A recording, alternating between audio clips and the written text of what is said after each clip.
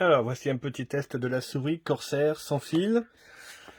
Cette petite souris, enfin petite normale, hein, a une petite particularité plutôt, c'est qu'elle peut se connecter en Bluetooth ou avec le petit port USB, le dongle USB qui est fourni. Alors en français, ce serait mieux, voilà, 96 grammes. Voilà, Bluetooth ou Stream Wireless. 135 heures d'autonomie avec une seule pile LR6 qui est fournie et capteur optique de 10 000 dpi, ce qui est pas mal pour les jeux, c'est déjà une bonne réactivité.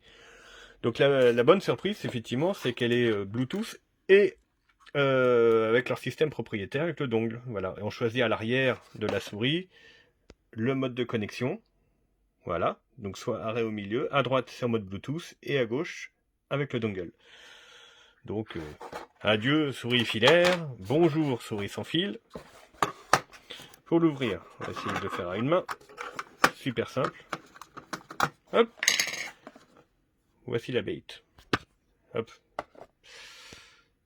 Faire un petit zoom, voilà. Donc le dongle est ici. Donc vous ne pouvez pas le perdre. Là je m'en sers pas parce que moi je l'ai connecté en Bluetooth sur le PC. Corsair, voilà, c'est pas un dongle Corsair.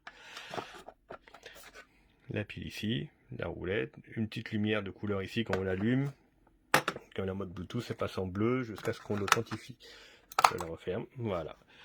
Et donc là, réactivité, je la bouge, direct. J'ai essayé un ou deux jeux avec, ça fonctionne très bien. Donc la connectivité ici, comme je disais, c'est en Bluetooth. Hop, hop. Voilà. Donc j'ai fait tout simplement ajouter ici un périphérique Bluetooth. Elle a été directement détectée en tant que Qatar Pro Wireless.